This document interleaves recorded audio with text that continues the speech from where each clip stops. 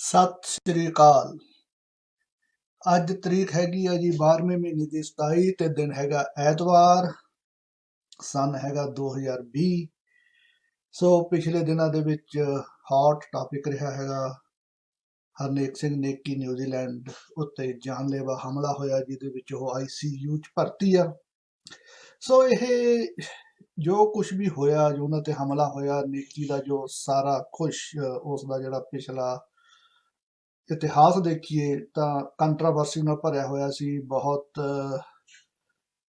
ਗਲਤ ਜ਼ੁਬਾਨ ਵੀ ਉਹ ਬੋਲਦਾ ਸੀ, ਪਰ ਅਲਟੀਮੇਟਲੀ ਇਹ ਜਿਹੜਾ ਇਨਸੀਡੈਂਟ ਹੁੰਦਾ, ਇਹ ਹਮਲਾ ਹੁੰਦਾ, ਉਸ ਦੇ ਪਿੱਛੇ ਕਾਰਨ ਕੀ ਨੇ? ਕੀ ਇਹ ਕਿਸੇ ਵੀ ਸਿੱਖ ਯੂਥ ਵੱਲੋਂ ਜਜ਼ਬਾਤ ਦੇ ਵਿੱਚ ਆ ਕੇ ਕੀਤਾ ਗਿਆ ਹਮਲਾ, ਜਾਂ ਇਸ ਦੇ ਪਿੱਛੇ ਕੋਈ ਡੂੰਘੀ ਸਾਜ਼ਿਸ਼ ਆ?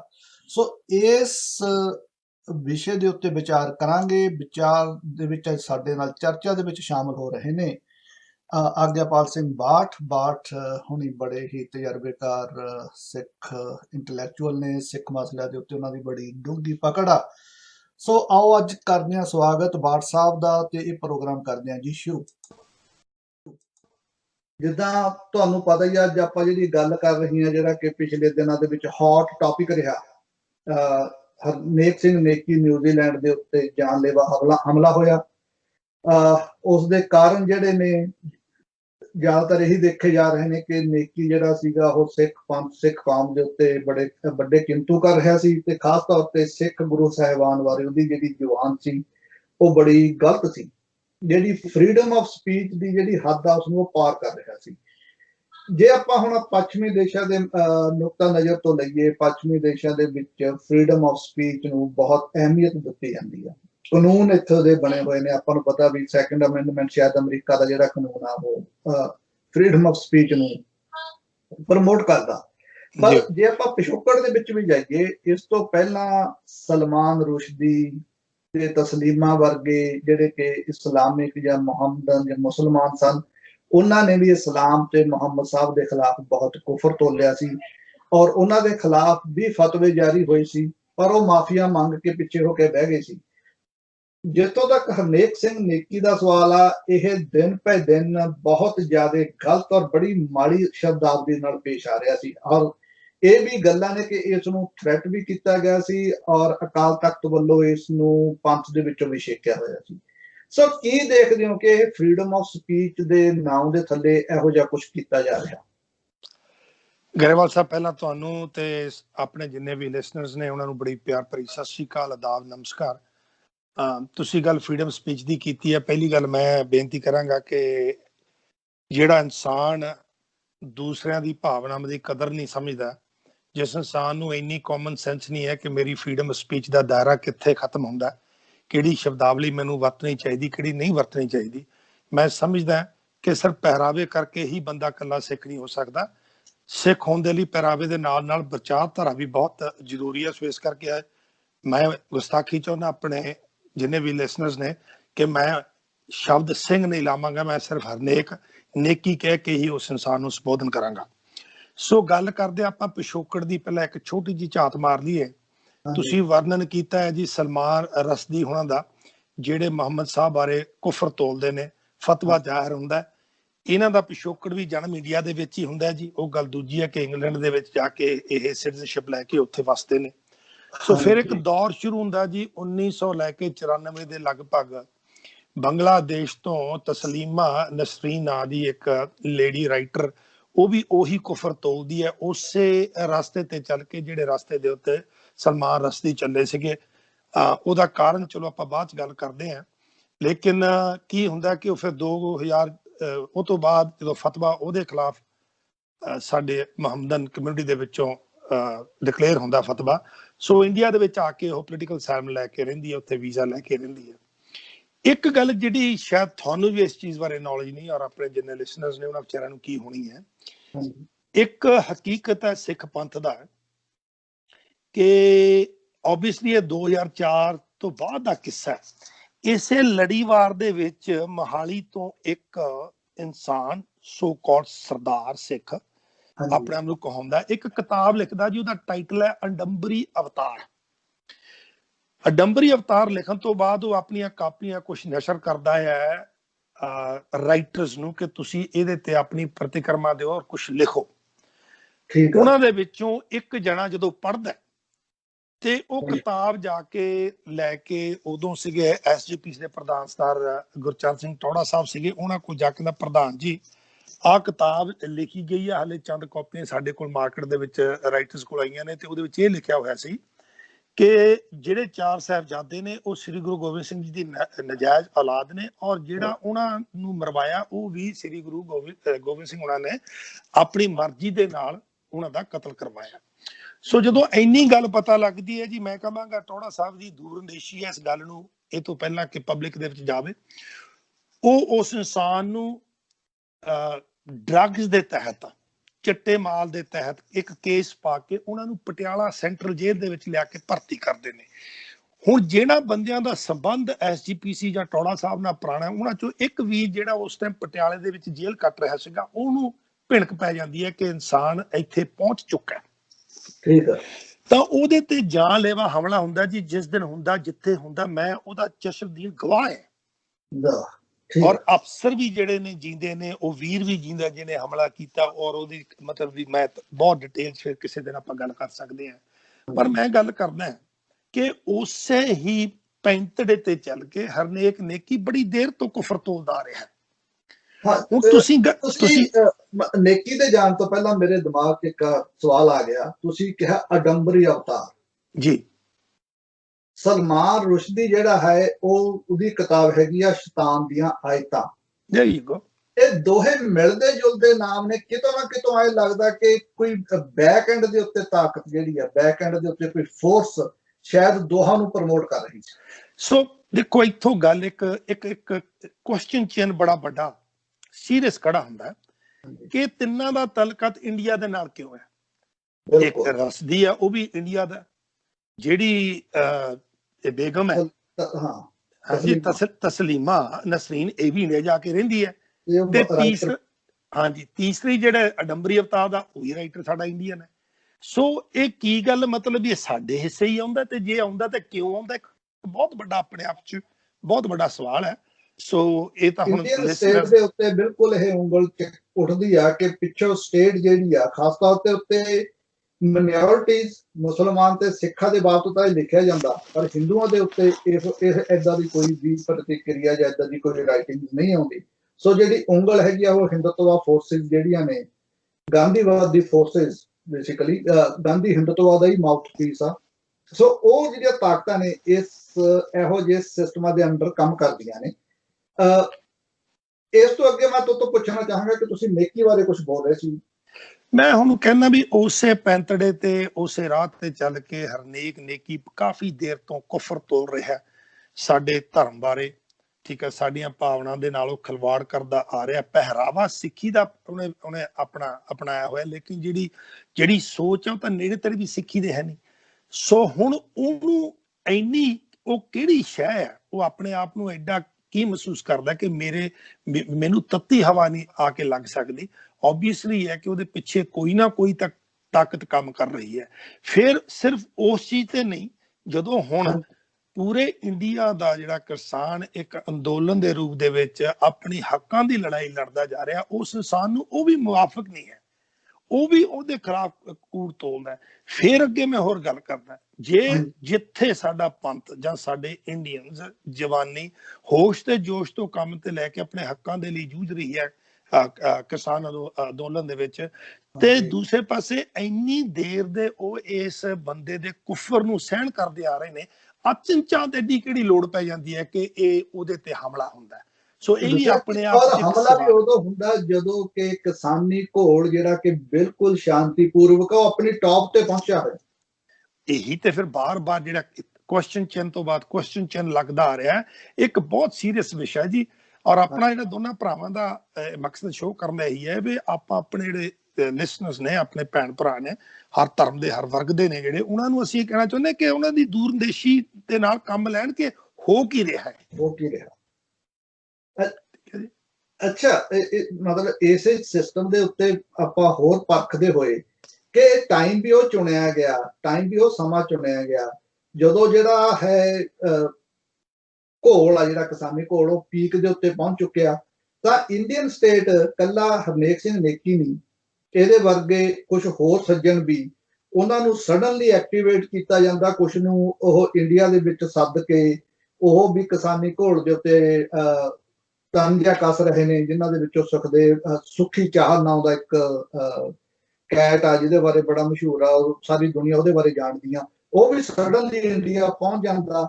ਔਰ ਕਿਸਾਨ ਮੋਰਚਾ ਜਦੋਂ ਤੱਕ ਦਿੱਲੀ ਨਹੀਂ ਸੀ ਗਿਆ, ਉਦੋਂ ਤੱਕ ਨੇਕੀ ਕਿਸਾਨ ਮੋਰਚੇ ਦੇ ਉੱਤੇ ਨਹੀਂ ਬੋਲਿਆ ਸੀ। ਜਦੋਂ ਜਿਹੜਾ ਮੋਰਚਾ ਦਿੱਲੀ ਤਬਦੀਲ ਹੋ ਜਾਂਦਾ ਤਾਂ ਨੇਕੀ ਉਸ ਮੋਰਚੇ ਦੇ ਖਿਲਾਫ ਬਹੁਤ ਕੁਫਰ ਤੋਲਣ ਲੱਗਦਾ। ਉਦੋਂ ਵੀ ਕੁਝ ਕਿਤੇ ਕਿਤੇ ਲੱਗਦਾ ਕਿ ਸਟੇਟ ਜਿਹੜੀ ਆਪਣਾ ਰੋਲ ਪਲੇ ਕਰ ਰਹੀ ਹੈ। ਸੋ ਦੋਨਾਂ ਚੀਜ਼ਾਂ ਨੂੰ ਆਪਾਂ ਨਾਲ ਲੈ ਕੇ ਚੱਲੋ, ਸਮੇਂ ਨੂੰ ਤਬਦੀਲ ਵਾਰ ਲੈ ਕੇ ਚੱਲਦੇ ਆ, ਸੀਕੁਐਂਸ ਵਾਈਜ਼ ਲੈ ਕੇ ਚੱਲਦੇ ਆ। ਦੇਖੋ 25-26 ਤਰੀਕ ਤੱਕ ਜਿਹੜਾ ਹੈ, ਉਦੋਂ ਤੱਕ ਸੈਂਟਰ ਦਾ ਹੱਥ ਜਾਂ ਸੈਂਟਰ ਦਾ ਪਾਸਾ ਭਾਰੀ ਸੀਗਾ ਪੰਜਾਬ ਦੇ ਉੱਤੇ।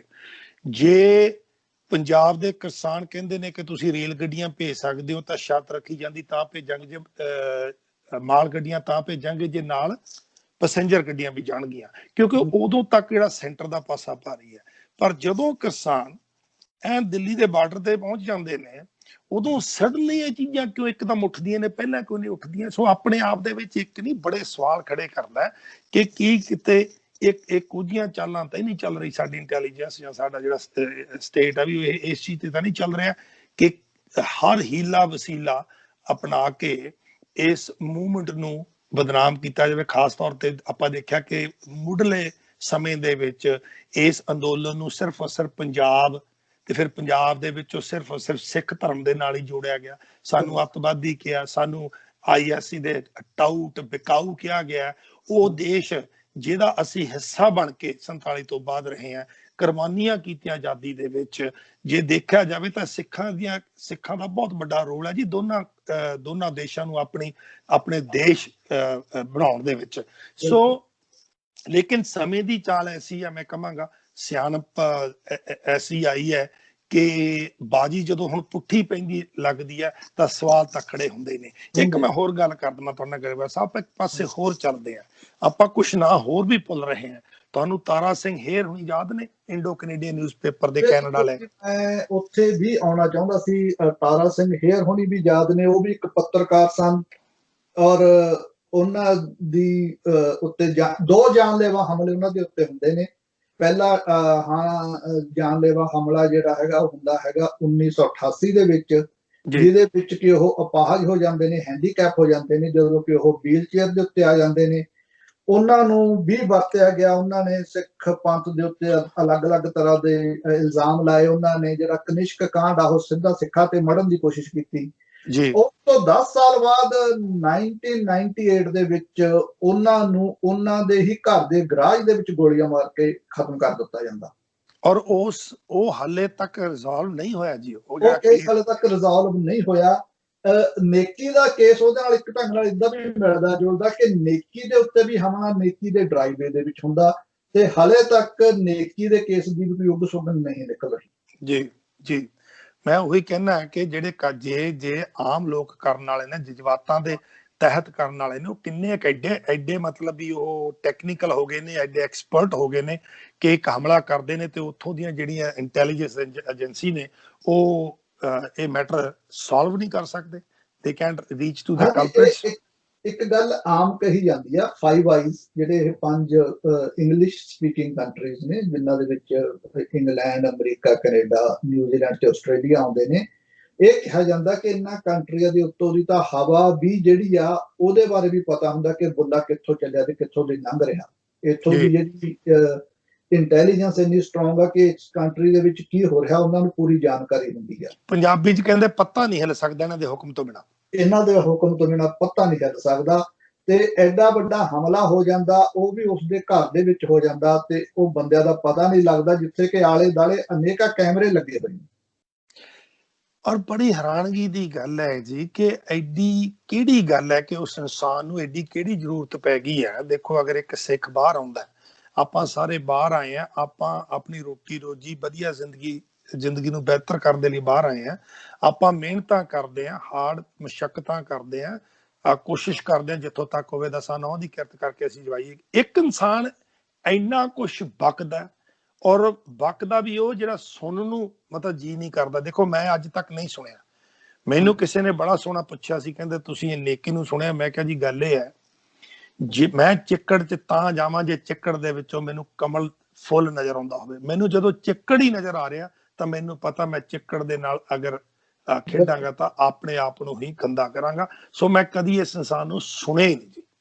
ਸੁਣੇ ਠੀਕ ਆ।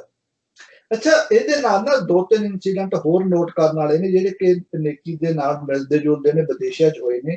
ਤਰਸੇਮ ਸਿੰਘ ਪੁਰੇਵਾਲ ਜੀ, ਦੇਸ਼ ਪ੍ਰਦੇਸ਼ ਨਾਮ ਦਾ ਉਹ ਵੀ ਇੱਕ ਅਖਬਾਰ ਚਲਾਉਂਦੇ ਸੀ, ਔਰ ਉਹਨਾਂ ਦਾ ਕਤਲ ਲੰਡਨ ਦੇ ਵਿੱਚ 1995 ਵਿੱਚ ਹੁੰਦਾ ਜੀ, ਕੋਈ ਇੱਕ ਜੀ। ਆਪਾਂ ਥੋੜਾ ਜਿਹਾ ਪਿੱਛੇ ਜਾਂਦੇ ਹਾਂ, ਹੋਰ ਪਿੱਛੇ ਪੰਜਾਬ ਦੇ ਵਿੱਚ ਇੱਕ ਪੱਤਰਕਾਰ ਸੀ, ਬੜੇ ਫੇਮਸ ਪੱਤਰਕਾਰ, ਹਿੰਦ ਸਮਾਚਾਰ ਉਹ ਚਲਾਉਂਦੇ ਸੀ, ਲਾਲਾ ਜਗਤ ਨਾਰਾਇਣ।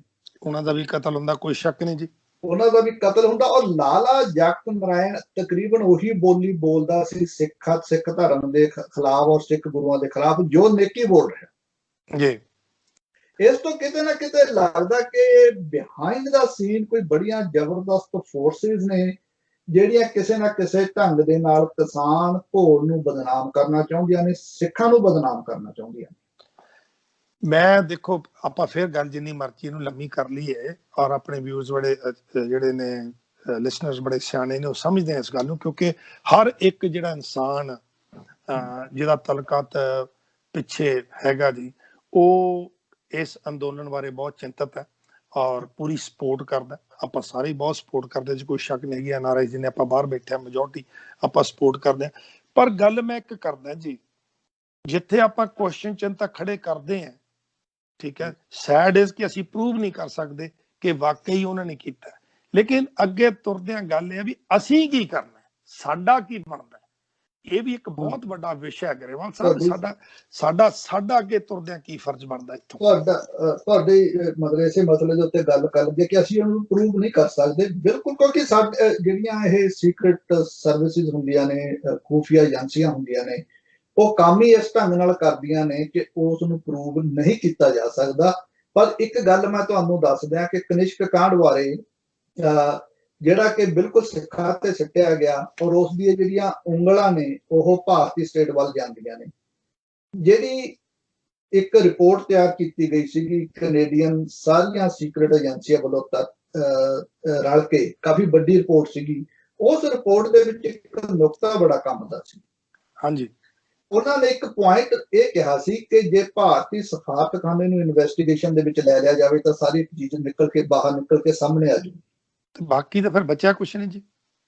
ਸੋ ਮਤਲਬ ਅਸੀਂ ਆਮ ਲੋਕ ਜਿਹੜੇ ਨੇ ਉਹ ਇਹਨਾਂ ਚੀਜ਼ਾਂ ਨੂੰ ਇਨਵੈਸਟੀਗੇਟ ਨਹੀਂ ਕਰ ਸਕਦੇ, ਪਰ ਜਿਹੜੀ ਕੜੀ ਆ, ਜਿਹੜਾ ਪੈਟਰਨ ਆ, ਜਿਹੜਾ ਹਿਸਟਰੀ ਆ, ਜੇ ਤੁਸੀਂ ਪੈਟਰਨ ਦਰ ਪੈਟਰਨ, ਕੜੀ ਦਰ ਕੜੀ ਇਸ ਨੂੰ ਜੋੜਦੇ ਜਾਓਗੇ ਤਾਂ ਡੈਫੀਨੇਟਲੀ ਆ ਜਿਹੜਾ ਕਿ ਇਸ਼ਾਰਾ ਹੈ, ਜਿਹੜੀ ਇੰਡੀਕੇਸ਼ਨ ਆ, ਉਹ ਕਿਤੇ ਕਿਸੇ ਹੋਰ ਪਾਸੇ ਜਾਂਦੀ ਆ। ਦੇਖਣ ਨੂੰ ਉਹ ਕਿਤੇ ਪਾਸੇ ਹੋਰ ਲੱਗਦੀ ਆ, ਪਰ ਕੜੀ ਦਰ ਕੜੀ ਜਦੋਂ ਤੁਸੀਂ ਜੋੜਾਂਗੇ ਤਾਂ ਉਸ ਦੀ ਜਿਹੜੀ ਇੰਡੀਕੇਸ਼ਨ ਉਹ ਕਿਸੇ ਹੋਰ ਪਾਸੇ ਜਾਂਦੀ ਹੈ। ਮੈਂ ਇੱਕ ਫਿਰ ਇੱਥੇ ਗੁਸਤਾਖੀ ਕਰਨ ਲੱਗਾ ਕਿ ਦੇਖੋ, ਤੁਹਾਨੂੰ ਪਤਾ ਕਿ ਮੈਂ ਇੱਕ ਐਂਕਰ ਹਾਂ, ਮੈਂ ਆਪਣਾ ਸ਼ੋਅ ਕਰਦਾ। ਜਦੋਂ ਦਾ ਮੈਂ ਤੁਹਾਡੇ ਨਾਲ ਸ਼ੋਅ ਕਰਨ ਲੱਗਾ, ਉਹ ਤੋਂ ਪਹਿਲਾਂ ਮੈਨੂੰ ਕਦੀ ਫੇਸਬੁੱਕ ਨੇ ਕਦੀ ਵੀ ਕੋਈ ਵਾਰਨਿੰਗ ਨਹੀਂ ਦਿੱਤੀ। ਜਦੋਂ ਦਾ ਮੈਂ ਤੁਹਾਡੇ ਸ਼ੋਅ ਕਰਨ ਲੱਗਾ, ਉਸ ਤੋਂ ਬਾਅਦ ਮੈਨੂੰ 10-9 ਵਾਰਨਿੰਗਾਂ ਦੇਤੀਆਂ ਨੇ ਵੀ ਅਗਲੀ ਕਰੇਗਾ ਤਾਂ ਅਸੀਂ ਤੈਨੂੰ ਫੇਸਬੁੱਕ ਤੋਂ ਤੇਰੇ ਸ਼ੋਅ ਬੰਦ ਕਰ ਦਾਂਗੇ। ਇਹ ਵੀ ਇੱਕ ਬਹੁਤ ਵੱਡੀ ਗਰੇਵਾਲ ਸਾਹਿਬ ਸਿਚੁਏਸ਼ਨ ਮੈਂ ਉਦੋਂ ਦਾ ਸੋਚੀ ਜਾਂਦਾ, ਜਦੋਂ ਹੋਇਆ 2 ਮਹੀਨੇ ਤਾਂ ਹੋ ਗਏ ਗੱਲ ਨੂੰ, ਵੀ ਕਮਾਲ ਦੀ ਗੱਲ ਹੈ। ਜਾਂ ਤਾਂ ਫਿਰ ਮੈਂ ਬਹੁਤ ਹੀ ਮਾੜਾ ਬੰਦਾ ਹੈ, ਠੀਕ ਹੈ, ਤੁਸੀਂ ਫਿਰ ਮੈਨੂੰ ਟੋਟਲੀ ਬੰਦ ਕਰ ਦਿਓ, ਜਾਂ ਕਿਤੇ ਨਾ ਕਿਤੇ ਤੁਸੀਂ ਮੈਨੂੰ ਮਤਲਬ ਡਰਾ ਕੇ ਬਿਠਾਉਣ ਦੀ ਕੋਸ਼ਿਸ਼ ਕਰ ਦਿਓ। ਕੋਈ ਮੈਂ ਐਸੀ ਗੱਲ ਤਾਂ ਕਰਦਾ ਹੀ ਨਹੀਂ ਹੈਗਾ ਜਿਹੜੀ ਮਤਲਬ ਮੈਂ ਤਾਂ ਜਿੰਨੀ ਕੁ ਮੇਰੀ ਸੋਝੀ ਹੈ 2 ਪੈਸੇ ਦੀ, ਸੱਚ ਨੂੰ ਸੱਚ ਤੇ ਝੂਠ ਨੂੰ ਝੂਠ ਕਹਿਣ ਦੀ ਮੈਂ ਕੋਸ਼ਿਸ਼ ਕਰਨਾ। ਇਹ ਤੋਂ ਇਲਾਵਾ ਤਾਂ ਮੈਂ ਕੋਈ ਗੱਲ ਨਹੀਂ ਕਰਦਾ। ਲੇਕਿਨ ਜਦੋਂ ਦਾ ਤੁਹਾਡੇ ਨਾਲ ਸ਼ੋਅ ਕਰ ਲੱਗਾ, ਉਹ ਤੋਂ ਬਾਅਦ ਪਤਾ ਨਹੀਂ ਕਿਵੇਂ ਇੱਕਦਮ ਉੱਠ ਖੜਿਆ। ਇਹ ਸਾਡੇ ਨਾਲ ਵੀ ਹੋ ਚੁੱਕਿਆ ਜੀ। ਮੈਨੂੰ ਇਹ ਵਾਰਨਿੰਗਸ ਆ ਚੁੱਕੀਆਂ ਨੇ ਕਿ ਅਸੀਂ ਤੇਰਾ ਗਰੁੱਪ ਬੰਦ ਕਰ ਦਿਆਂਗੇ, ਅਸੀਂ ਤੇਰੇ ਪੇਜ ਬੰਦ ਕਰ ਦਿਆਂਗੇ, ਔਰ ਮੈਨੂੰ ਆਲਮੋਸਟ 8 ਵੀਕ ਦੇ ਲਈ ਵੈਸੇ ਵੀ ਪਾਰਸ਼ੀਅਲ ਬਲੌਕ ਕੀਤਾ ਗਿਆ ਫੇਸਬੁੱਕ ਤੋਂ, ਜਿਹਦੇ ਵਿੱਚ ਮੈਂ ਕਿਸੇ ਦੀ ਕੋਈ ਪੋਸਟ ਸ਼ੇਅਰ ਨਹੀਂ ਸੀ ਕਰ ਸਕਦਾ, ਔਰ ਮੈਂ ਆਪਣੀ ਪੋਸਟ ਲਿਖ ਨਹੀਂ ਸੀ ਸਕਦਾ। ਉਹੀ ਮੈਂ ਗੱਲ ਕਰਦਾ ਨਾ ਸੋ ਜੀ। ਜਦੋਂ ਤੁਸੀਂ ਸੱਚ ਬੋਲਦੇ ਹੋ ਜਾਂ ਤੁਸੀਂ, ਕਿਉਂਕਿ ਬਾਹਰ ਸਾਹਿਬ ਇੱਕ ਚੀਜ਼ ਤਾਂ ਹੈਗੀ ਆ ਕਿ ਸਾਡੀ ਜਿਹੜੀ ਕਮਿਊਨਿਟੀ ਹੈ ਜਾਂ ਸਾਡੀ ਕੌਮ ਆ, ਇਹਦੇ ਵਿੱਚ ਬਹੁਤੇ ਜ਼ਿਆਦਾ ਐਨਾਲਿਸਿਸ ਕਰਨ ਵਾਲੇ ਬੰਦੇ ਵੀ ਨਹੀਂ ਹੈਗੇ ਜਿਹੜੇ ਕਿ ਪ੍ਰੋਪਰ ਵੇ ਨਾਲ ਕਿਸੇ ਚੀਜ਼ ਨੂੰ ਐਨਾਲਿਟਿਕਲੀ ਦੇਖ ਸਕਣ। ਸੋ ਅਸੀਂ ਚੰਨਕ ਬੰਦੇ ਹੁੰਦੇ ਆ ਜਿਹੜੇ ਕਿ ਇਸ ਨੂੰ ਹਰ ਪੱਖ ਤੋਂ ਦੇਖਣ ਦੀ ਕੋਸ਼ਿਸ਼ ਕਰਦੇ ਆ। ਔਰ ਸਾਡਾ ਫਰਜ਼ ਬਣਦਾ ਜੀ, ਸਾਡਾ ਫਰਜ਼ ਹਾਂਜੀ ਬਣਦਾ। ਪਰ ਗੱਲ ਤਾਂ ਫਿਰ ਇੱਕ ਆਉਂਦੀ ਹੈ ਕਿ ਫੇਸਬੁੱਕ ਨੂੰ ਕੌਣ ਕਹਿੰਦਾ ਕਿ ਬੰਦਿਆਂ ਨੂੰ ਵਾਰਨਿੰਗ ਦਿਓ, ਇਹਨਾਂ ਨੂੰ ਬੰਦ ਕੀਤਾ ਜਾਵੇ। ਉਹ ਕਿਹੜੀਆਂ ਤਾਕਤਾਂ ਨੇ ਪਿੱਛੇ ਕੰਮ ਕਰਦੀਆਂ ਨੇ? ਜੇ ਆਪਾਂ ਦੇਖੀਏ ਅੰਦੋਲਨ ਦੇ ਵਿੱਚ ਵੀ ਤੇ ਉਹਨਾਂ ਦਾ ਪੇਜ ਬੰਦ ਕੀਤਾ ਗਿਆ ਕਿ ਨਹੀਂ ਕੀਤਾ ਗਿਆ? ਐਗਜ਼ੈਕਟਲੀ ਕੀਤਾ ਗਿਆ, ਬਿਲਕੁਲ ਕੀਤਾ ਗਿਆ। ਸੋ ਐਡੀ ਉਹ ਵਿਚਾਰੇ ਕਿਹੜਾ ਉੱਥੇ ਤੋਪਾਂ ਚਲਾ ਰਹੇ ਨੇ ਜਾਂ ਮਿਜ਼ਾਈਲਾਂ ਮਾਰ ਰਹੇ ਨੇ, ਉਹ ਤਾਂ ਹੱਕ ਲਈ ਲੜ ਰਹੇ ਨੇ ਜੀ। ਉਹ ਵੀ ਤੇ ਠੰਡ ਉਹਨਾਂ ਦੇ ਵਿੱਚ ਥੋੜ੍ਹ ਹਾਂ, ਕਰਦੀ ਠੰਡ ਦੇ ਵਿੱਚ ਬੈਠੇ ਨੇ। ਤੇ ਫੇਸਬੁੱਕ ਨੂੰ ਪੁੱਛਿਆ ਜਾਵੇ ਵੀ ਤੁਹਾਨੂੰ ਕਿਹੜੀ ਪ੍ਰੋਬਲਮ ਹੈ ਬਈ ਉਸ ਚੀਜ਼ ਦੇ ਵਿੱਚ, ਸਮਾਂ ਕਿ ਤੁਹਾਨੂੰ ਤਾਂ ਹੋਰ ਉਹਨਾਂ ਦੀ ਮਦਦ ਕਰਨੀ ਚਾਹੀਦੀ ਹੈ। ਲੇਕਿਨ ਪਿੱਛੇ ਨਾ, ਇਹਦੇ ਪਿੱਛੇ ਕੋਈ ਨਾ ਕੋਈ ਐਸੀਆਂ ਤਾਕਤਾਂ ਕੰਮ ਕਰ ਰਹੀਆਂ ਨੇ ਜਿਹੜੀਆਂ ਕਿ ਆਪਣੇ ਕੌੜੇ ਹਿੱਤਾਂ ਦੇ ਲਈ, ਆਪਣੇ ਸਵਾਰਥੀ ਹਿੱਤਾਂ ਦੇ ਲਈ, ਤਾਂ ਜੋ ਉਹਨਾਂ ਦੀ ਕੁਰਸੀ ਜਿਹੜੀ ਆ ਉਹ ਹਿੱਲਦੀ ਨਜ਼ਰ ਆ ਰਹੀ ਆ। ਹਾਂ, ਹਿੱਲਦੀ ਨਜ਼ਰ ਆ ਰਹੀ ਹੈ ਜੀ। ਇਹ ਜਿਹੜਾ ਕਿਸਾਨੀ ਘੋਲ ਆ, ਇਸ ਨੇ ਜਿਹੜਾ ਲੋਕਾਂ ਦੀ ਕੁਰਸੀ ਨੂੰ ਹਿਲਾ ਦਿੱਤਾ। ਉਹ ਲੋਕ ਹੀ ਇਸ ਤਰੀਕੇ ਦੀਆਂ ਖੇਡਾਂ ਖੇਡਦੇ ਨੇ। ਮੈਂ ਦੇਖੋ ਇੱਕ ਗੱਲ ਕਰ ਦਵਾਂ ਤਾਂ ਜੋ ਆਪਣਾ ਸ਼ੋਅ ਲੰਬਾ ਨਾ ਹੋਵੇ ਤੇ ਕਿਤੇ ਲੋਕ ਮਿਸ ਕਰ ਜਾਣ। ਦੇਖੋ ਹੁਣ ਹੋਣਾ ਕੀ ਹੈ, ਨੇਕੀ ਦੇ ਆਪਣਾ ਮਾਮਲੇ ਚ ਆ ਜੋ ਆਪਾਂ ਹੁਣ, ਨੇਕੀ ਨੇ ਬਾਹਰ ਆ ਕੇ ਹੋਰ ਬਕਵਾਸ ਮਾਰਨੀ ਹੈ, ਉਹਨੇ ਹੋਰ ਚੌੜਾ ਹੋਣਾ। ਦੇਖੋ ਅੱਜ ਦੀ ਟੈਕਨੋਲੋਜੀ ਦੇ ਵਿੱਚ ਬੰਦਾ ਜਦੋਂ ਜਿੱਥੇ ਬੈਠਾ ਉਹ ਆਪਣੇ ਸਿਸਟਮ ਰਾਹੀਂ ਦੱਸ ਦਿੰਦਾ ਕਿ ਉਹਨੂੰ ਕਿੰਨੇ ਬੰਦੇ ਸੁਣਦੇ ਨੇ। ਤੇ ਜੇ ਸੁਣਨ ਵਾਲਾ ਹੀ ਨਾ ਹੋਵੇ ਤਾਂ ਫਿਰ ਬੰਦਾ ਭੌਂਕਣਾ ਆਪਣੇ ਆਪ ਹੀ ਭੌਂਕ ਕੇ ਥੱਕ ਜਾਂਦਾ, ਬੰਦ ਹੋ ਜਾਂਦਾ। ਸੋ ਮੇਰੀ ਗੁਜ਼ਾਰਿਸ਼ ਹੈ ਹਰ ਪੰਜਾਬੀ ਨੂੰ ਕਿ ਜ਼ਿੰਦਗੀ 'ਚ ਇੰਨਾ ਕੁਛ ਪਿਆ ਤੁਹਾਡੇ ਪੜ੍ਹਨ ਲਈ, ਸੁਣਨ ਲਈ, ਕਿ ਤੁਹਾਨੂੰ ਨੇਕੀ ਵਰਗਿਆਂ ਦੇ ਗੰਦਗੀ ਸੁਣਨ ਦੀ ਲੋੜ ਨਹੀਂ। ਬਿਲਕੁਲ ਇਸ ਬੰਦੇ ਨੂੰ ਟੋਟਲੀ ਬਾਈਕਾਟ ਕੀਤਾ ਜਾਣਾ ਚਾਹੀਦਾ ਹੈ ਤਾਂ ਜੋ ਇਹਦੇ ਜ਼ਰੀਆ ਆਉਣ ਵਾਲੇ ਉਹਨਾਂ ਮਨਸੂਬਿਆਂ ਨੂੰ ਜੋ ਪਿੱਛੇ ਵਰਤੇ ਗਏ ਨੇ ਅੱਗੇ ਨੂੰ ਨਾ ਵਰਤੇ ਜਾਣ। ਕਿਉਂਕਿ ਜਦੋਂ ਤੁਸੀਂ ਨਿਲ ਐਂਡ ਵੋਇਡ ਕਰ ਦੋਗੇ ਉਹਦਾ ਅਸਰ ਹੀ ਖਤਮ ਹੋ ਜਾਏਗਾ, ਤਾਂ ਉਹਨਾਂ ਨੂੰ ਕੋਈ ਹੋਰ ਸੋਚਣਾ ਪਏਗਾ। ਐਟਲੀਸਟ ਇਸ ਸਿਸਟਮ ਨੂੰ ਬੰਦ ਕਰੀਏ ਆਪਾਂ। ਬਿਲਕੁਲ ਜੀ, ਬਿਲਕੁਲ। ਸਾਨੂੰ ਇਹੋ ਜਿਹੇ ਬੰਦਿਆਂ ਦਾ ਬਿਲਕੁਲ ਵਿਰੋਧ ਕਰਨਾ ਚਾਹੀਦਾ ਔਰ ਉਹਨਾਂ ਨੂੰ ਬਿਲਕੁਲ ਸੁਣਨਾ ਨਹੀਂ ਚਾਹੀਦਾ। ਉਹ ਆਟੋਮੈਟਿਕਲੀ ਖਤਮ ਹੋ ਜਾਣਗੇ। ਉਹਨਾਂ ਦਾ ਏਜੰਡਾ ਹੀ ਖਤਮ ਹੋ ਜਾਊਗਾ ਜਦੋਂ ਤੁਸੀਂ ਉਹਨਾਂ ਨੂੰ ਸੁਣਨਾ ਬੰਦ ਕਰਤਾ। ਮੈਂ ਤੁਹਾਨੂੰ ਇੱਕ ਚਲੋ ਹਾਸੇ ਦੀ ਗੱਲ ਸੁਣਾ ਦਿੰਦਾ ਕਿ ਗੁਰਦੁਆਰੇ ਦੇ ਵਿੱਚ ਇੱਕ ਵੀਰ ਖੜਾ ਹੋ ਕੇ ਬੋਲਦਾ। ਹੁਣ ਸਾਰੀ ਸੰਗਤ ਚ ਇੱਕ ਬੰਦਾ ਖੜਾ ਹੁੰਦਾ, ਖੜਾ ਹੋ ਕੇ ਦੋਨੋਂ ਕੰਨਾਂ ਦੇ ਵਿੱਚ ਉਂਗਲਾ ਪਾ ਲੈਂਦਾ। ਜਿੰਨੀ ਦੇਰ ਉਹ ਬੋਲਦਾ ਖੜਾ ਰਹਿੰਦਾ ਤੇ ਉਂਗਲਾ ਪਾਉਂਦਾ। ਉਹਦਾ ਪ੍ਰੋਟੈਸਟ ਹੈ ਕਿ ਮੈਂ ਤੈਨੂੰ ਸੁਣਨਾ ਹੀ ਨਹੀਂ ਯਾਰ, ਤੂੰ ਬਕਵਾਸ ਮਾਰਦਾ। ਔਰ ਗੱਲ ਵੀ ਸੱਚ ਹੈ, ਲੇਕਿਨ ਸੋ ਸੁਣਨ ਦੀ ਲੋੜ ਹੀ ਨਹੀਂ ਸਾਨੂੰ। ਸੁਣਨ ਲੋੜ ਬਿਲਕੁਲ।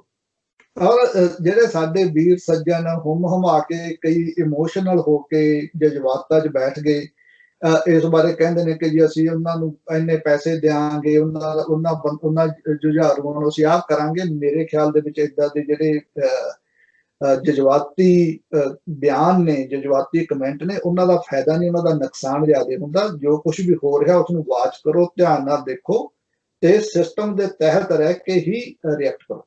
ਦੇਖੋ ਸਾਡੇ ਸਿੱਖ ਧਰਮ, ਅਗਰ ਸਿੱਖ ਧਰਮ ਦੀ ਗੱਲ ਕਰੀਏ ਤਾਂ ਸਾਡੇ ਦੋ ਪਹਿਲੂ ਨੇ ਜੀ, ਇੱਕ ਸੰਤ ਹੈ, ਇੱਕ ਸਿਪਾਹੀ ਹੈ। ਹਾਂਜੀ, ਦੇਖੋ ਪਹਿਲਾਂ ਆਪਾਂ ਸਿਪਾਹੀ ਨਹੀਂ ਵਰਤਦੇ, ਆਪਾਂ ਸੰਤ ਸਵਾਲੇ ਆ। ਬਿਲਕੁਲ। ਸਿਪਾਹੀ ਆਪਾਂ ਉਦੋਂ ਵਰਤਦੇ ਜਦੋਂ ਸਾਰੇ ਹੀਲੇ ਵਸੀਲੇ ਖਤਮ ਹੋ ਜਾਂਦੇ ਨੇ। ਤੇ ਤੁਸੀਂ ਸੰਤ ਸੁਭਾਅ ਦੇ ਵਿੱਚ ਰਹਿ ਕੇ ਹੀ ਤੁਹਾਨੂੰ ਇੱਕ ਐਸਾ ਮੌਕਾ ਮਿਲਿਆ ਹੋਇਆ ਕਿ ignore him, don't listen to him, send the message indirectly ਕਿ you are nothing but garbage ਆ ਸਾਡੇ ਲਈ, ਤੂੰ ਐਗਜ਼ਿਸਟ ਹੀ ਨਹੀਂ ਕਰਦਾ। ਮੈਂ ਪਹਿਲਾਂ ਕੀ ਬੇਨਤੀ ਕੀਤੀ ਹੈ ਕਿ ਉਹ ਬੰਦਾ ਹੀ ਨਹੀਂ ਸਿੰਘ ਕਹਾਉਣ ਦੇ, ਉਹਦੇ ਨਾਂ ਦੇ ਨਾਲ ਸਿੰਘ ਲਾਉਣਾ ਸਿੰਘਾਂ ਦੀ ਤੋਹੀਨ ਹੈ, ਧਰਮ ਦੀ ਤੋਹੀਨ ਹੈ, ਇਨਸਾਨੀਅਤ ਦੀ ਤੋਹੀਨ ਹੈ। ਬਿਲਕੁਲ ਠੀਕ ਹੈ ਜੀ। ਅਖੀਰ ਦੇ ਵਿੱਚ ਹੋਰ ਕੁਝ ਕਹਿਣਾ ਚਾਹੋਗੇ ਆਪਾਂ? ਸਰ ਮੈਂ ਇੱਕੋ ਗੱਲ ਕਹਿਣੀ ਚਾਹੁੰਦਾ, ਜਿਹੜੇ ਆਪਾਂ ਨੂੰ ਸੁਣਦੇ ਨੇ ਜਾਂ ਜਿਹੜੀਆਂ ਪੁੱਠੇ ਮਨਸੂਬੇ ਲੈ ਕੇ ਸਾਨੂੰ ਸੁਣਦੇ ਨੇ, ਚਾਲਾਂ ਚੱਲਦੇ ਨੇ, ਉਹਨਾਂ ਨੂੰ ਮੈਂ ਇੱਕੋ ਗੱਲ ਕਹਿਣਾ ਕਿ ਤੁਹਾਡੇ ਵੀ ਇੱਕ ਢਿੱਡ ਲੱਗਿਆ ਹੋਇਆ, ਤੁਹਾਨੂੰ ਵੀ ਇੱਕੋ ਦਿਮਾਗ ਹੈ, ਤੁਹਾਡੇ ਕੋਲ ਵੀ ਉਹ ਕੁਝ ਜੋ ਸਾਡੇ ਕੋਲ ਹੈ। ਆਪਣਾ ਰਿਸ਼ਤਾ ਫੇਰ ਵੀ ਚਾਹੇ ਤੁਸੀਂ ਤੁਹਾਡੇ ਮਨਸੂਬੇ ਕੋਈ ਵੀ ਹੋਣ, ਲੇਕਿਨ ਆਪਾਂ ਫੇਰ ਵੀ ਇਨਸਾਨ ਹੈ, ਇਨਸਾਨੀ ਦਾ ਰਿਸ਼ਤਾ ਹੈਗਾ। ਪਹਿਲਾਂ ਉਹਨੂੰ ਕਬੂਲੋ, ਉਹਦੇ ਬਾਰੇ ਸੋਚੋ, ਠੀਕ ਹੈ ਜੀ, ਤੇ ਫੇਰ ਕੋਈ ਕੰਮ ਕਰੋ, ਇਨਸਾਨੀਅਤ ਦੀ ਸੇਵਾ ਕਰੋ। ਜੋ ਅੰਦੋਲਨ ਚੱਲ ਰਿਹਾ ਇਸ ਟਾਈਮ ਇੰਡੀਆ ਦੇ ਵਿੱਚ ਕਿਸਾਨਾਂ ਦਾ, ਉਹ ਇਨਸਾਨੀਅਤ ਦੇ ਨਾਲ ਹੀ ਉਹਨੂੰ ਤੋਲਣ ਦੀ ਕੋਸ਼ਿਸ਼ ਕਰੋ ਤੇ ਆਪ ਉਹਦਾ ਹਿੱਸਾ ਬਣ ਕੇ ਉਹਨਾਂ ਲੋਕਾਂ ਦੇ ਹੱਕਾਂ ਦੇ ਲਈ ਜੂਝੋ, ਤਾਂ ਜੋ ਆਉਣ ਵਾਲੇ ਸਮੇਂ ਦੇ ਵਿੱਚ ਇੱਕ ਵਧੀਆ ਡਾਇਰੈਕਸ਼ਨ ਦੇਸ਼ ਨੂੰ ਦਿੱਤੀ ਜਾ ਸਕੇ।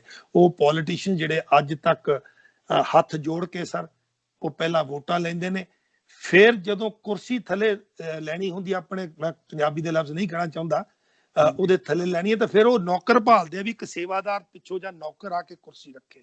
ਹੱਥ ਜੋੜਨ ਨੂੰ ਹੱਥ ਉੱਪਰ ਚਲੇ ਜਾਂਦੇ ਨੇ, ਲੇਕਿਨ ਕੁਰਸੀ ਖਿੱਚ ਕੇ ਆਪਣੇ ਚਿੱਤਰਾਂ ਥੱਲੇ ਲੈਣ ਨੂੰ ਉਹਨਾਂ ਦੇ ਹੱਥ ਕੰਮ ਨਹੀਂ ਕਰਦੇ। ਉਹਨਾਂ ਨੂੰ ਉਹਨਾਂ ਦੀ ਔਕਾਤ ਦਿਖਾਉਣੀ ਹੈ ਤਾਂ ਇਸ ਅੰਦੋਲਨ ਦੇ ਰਾਹੀਂ ਦਿਖਾਈ ਜਾ ਸਕਦੀ, ਕਿਉਂਕਿ ਅਗਰ ਲੋਕਤੰਤਰ ਜਿੱਤ ਹੁੰਦੀ ਹੈ ਤਾਂ those are no more than servants. ਉਹ ਸੇਵਾਦਾਰ ਨੇ, ਸਰਵਣ ਨੇ, ਤੁਹਾਡੇ ਨੌਕਰ ਨੇ। ਉਹਨਾਂ ਨੂੰ ਔਕਾਤ ਦਿਖਾਉਣ ਦਾ ਸਮਾਂ, ਸੋ ਇਨਸਾਨੀਅਤ ਦਾ ਫਰਜ਼ ਸਮਝਦੇ ਹੋਏ ਅੰਦੋਲਨ ਦਾ ਸਾਥ ਦਿਓ ਜੀ। Thank you very much. Thank you ਬਾਟ ਸਾਹਿਬ। ਸਾਰਿਆਂ ਨੂੰ ਸਤਿ ਸ੍ਰੀ ਅਕਾਲ ਜੀ।